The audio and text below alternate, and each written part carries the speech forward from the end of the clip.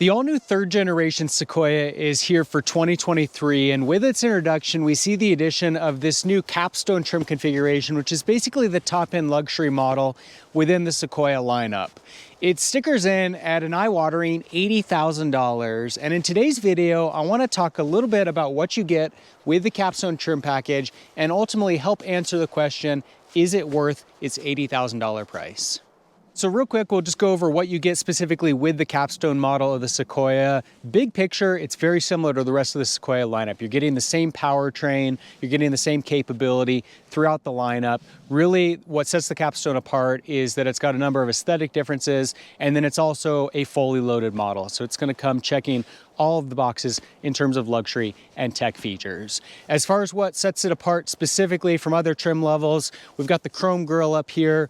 This little piece down below has a stainless steel look to it. We get the premium LED headlights, 22-inch wheels that are unique to the Capstone. It's also got the chrome mirror caps, chrome strip along the bottom of the windows. We've got chrome side rails up top, chrome door handles. This little trim piece with the Capstone lettering is also unique. At the rear end, we get this accent piece between the tail lights as well as down below that again kind of have that stainless steel look.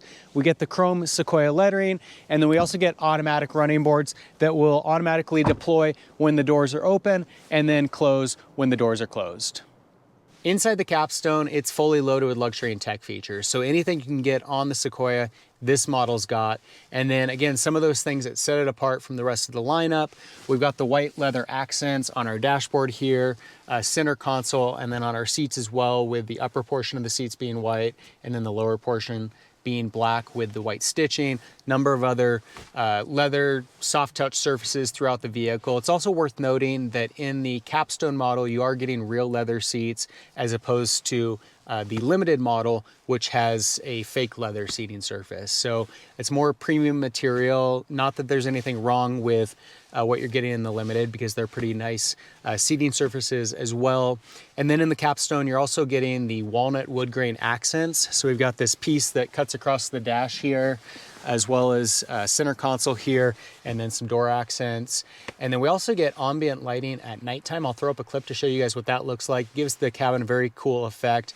And then on the dashboard, we also have the Capstone lettering that is backlit. So gives the vehicle a pretty cool effect at night.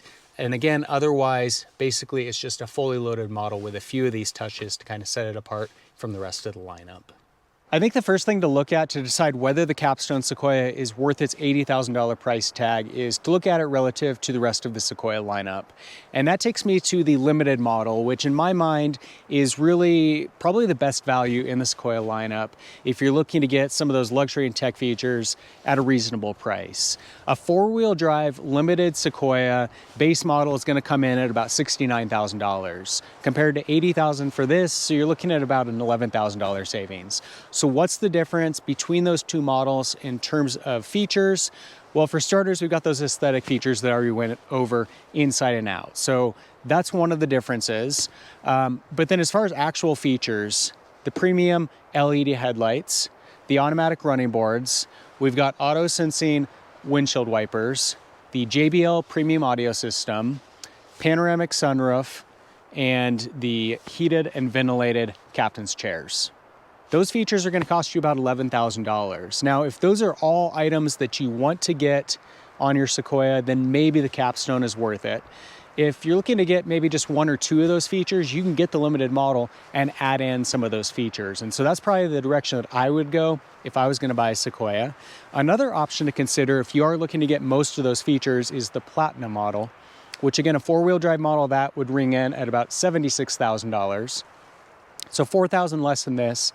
And really the only differences between the Platinum and the Capstone are going to be a few aesthetic differences inside and out that are really just going to come down to preferences. And then as far as actual features, the only thing you're really getting on the Capstone that you're not getting on the Platinum are those automatic running boards.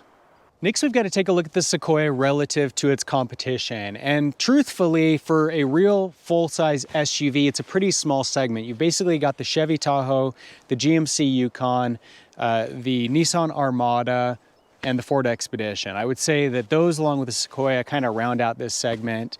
And the Sequoia is definitely at the higher end of the price bracket when compared with those other options. The Armada is going to come in at the lowest at about $69,000 for its top-end trim package. The Chevy Tahoe and the GMC Yukon at their highest trim levels are going to come in about $72,000 to $73,000. And then the Ford Expedition is coming in with its Platinum model at about $80,000. So similar to this Capstone model, the Sequoia. So Toyota is definitely proud of this Capstone model of the Sequoia. Is it worth that much more than those other competitors? It's probably going to come down to whether you care about the Toyota badge or not. Certainly, Toyota loyalists are probably going to be willing to pay a little bit more to get the Sequoia over maybe the more affordable Armada, Tahoe, and Yukon. And I'd say that one thing that certainly kind of works to their favor is that these do tend to have pretty good resale value. And so you may be making a pretty, good investment up front, but hopefully you'll get some of that investment back down the road when you go to sell it. It's also worth noting that if you were to jump up from those various models, the Armada is also sold kind of in a luxury form as the Infiniti QX80, and then the Chevy Tahoe and GMC Yukon are sold as the Cadillac Escalade. Jumping up to those more premium options, the QX80 comes in at about $73,000 starting price, and then the Escalade starts out at about $80,000. So again, this is kind of in that same realm where it's more expensive than the Infiniti, and it's about the same level as the Escalade. So definitely a little bit pricey, but if you care about that Toyota badge, you might be okay with it. And then lastly, we've got to compare the Sequoia to its distant cousin in the Lexus LX600, because if you're looking to spend $80,000 on a Sequoia, there's a good possibility that you're also cross-shopping it with the LX600. For those of you that aren't familiar with the LX600, it is basically the luxury version of the Toyota Land Cruiser. Sadly, the Land Cruiser is not sold here in the United States anymore. It is still sold globally. In the US, we get the LX600, which comes in at about $91,000. So $11,000 more than this Capstone model. And that really starts to make this look like a bargain for what you're getting. In terms of luxury and tech features, they're pretty well on par with one another. I actually like the interior design on the Sequoia more than the LX600. I think it has a nicer overall look and presentation. Material quality may not be as good, but just in terms of the appearance, I think it looks better, and you're certainly getting pretty much all of the same luxury and tech features that you're going to get in that LX600. Likewise, on the exterior, I think this is a great looking vehicle. There are some similarities between the two models. I wouldn't say that one looks better than the other. They both look nice in different ways, and others may have different preferences. I get that.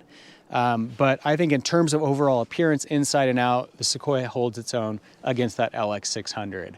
Now, probably the thing that is most appealing about the Sequoia over the LX600 is that it actually has a better powertrain, which is interesting. On the Toyota Tundra, which also shares the same platform with both models, you can get it with either a 3.4 liter twin turbo 6-cylinder gas engine or the same engine with a hybrid component. The hybrid model is more expensive, it offers more horsepower, more torque, and it also gets better fuel efficiency.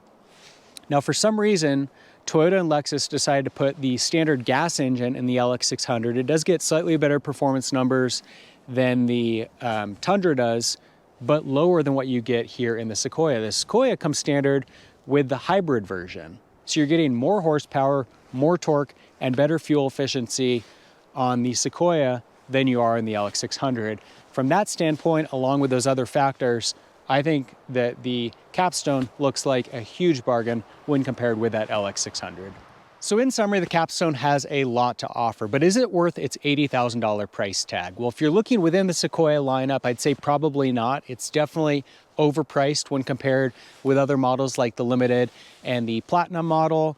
Looking at the Sequoia within its segment, likewise, it's definitely priced on that higher end, but if you're a Toyota fan like me, you might be willing to pay that premium, especially knowing that Toyotas tend to hold their resale value pretty well long term, and so you're kind of making an investment up front, knowing that you're going to get that money back down the road. And then lastly, if you compare this to the sibling or distant cousin in the Lexus LX600, the Sequoia Capstone looks like a bargain in terms of what you're getting and what you're paying compared with that LX600 model. So those are my thoughts. Love to hear what you guys think in the comment section below. And for more videos of the all-new Sequoia, be sure to subscribe. In the meantime, thanks for watching.